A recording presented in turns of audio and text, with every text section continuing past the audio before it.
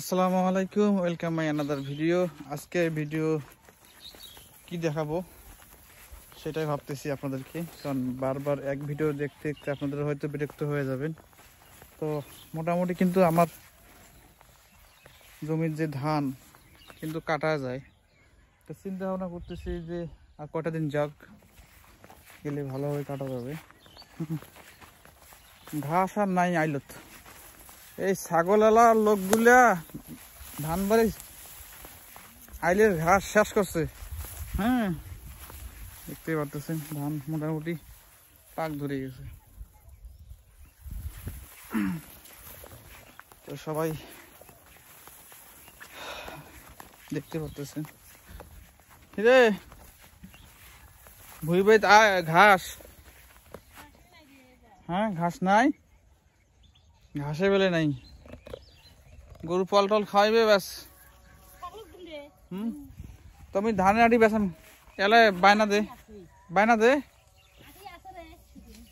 বেসাম, তুমি ধানের আটি বেসাম কয়টায় দিব কো? ধানের আটি বেসাম, এই যে ঘাস।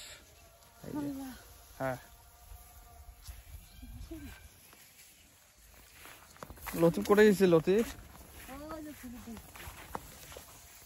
তো এই অবশেষে আসলে এই গাছ জিগার গাছ, এই জিগার গাছটা কিন্তু আসলে মানে দেখতে পাচ্ছেন, এই জিগার গাছ কিন্তু এখন চোখে কিন্তু কম পড়ে। আগে কিন্তু জিগার গাছ সব মোটামুটি সব জায়গায় কিন্তু কম বেশি দেখা যেত।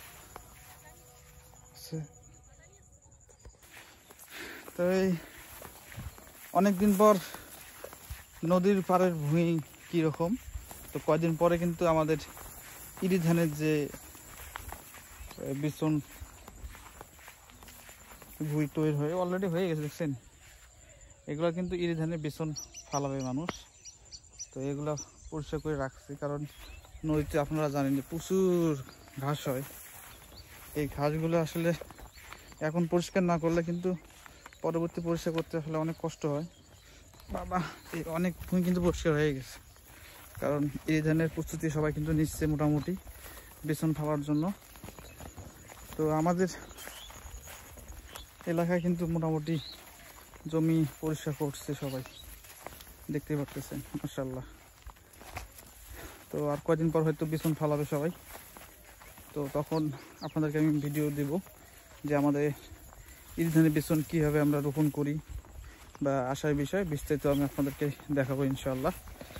তো ধান কিন্তু মোটামুটি ভালো হয়েছে, সবার পাকাপাকি শুরু হয়ে গেছে। হয়তো আর কয়েকদিন, জাস্ট কয়েকটা দিন পর কিন্তু পুরা এই দেখতে পাচ্ছেন চক ধান, আর কয়টা পর্যন্ত দেখবেন সব একদম ফাঁকা হয়ে যাবে।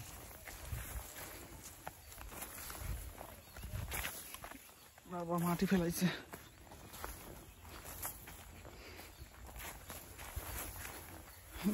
ভুঁই একদম পরিষ্কার। অনেকদিন পরে এই রাস্তা দিয়ে আসলাম,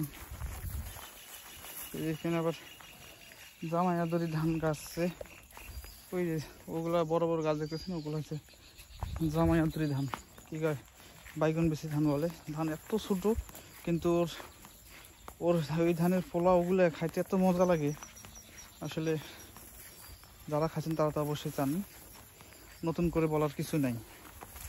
ঠিক আছে, ধান মাশাআল্লাহ অনেক সুন্দর হয়েছে। তো নদীতে কিন্তু পানি নাই, শুকাই গেছে। এইগুলা ভূমিতে এখন এই যে ঘাস মারা ওষুধ দিচ্ছে, এগুলো তো এখন ইরি ধানের বিচন ফেলাবে।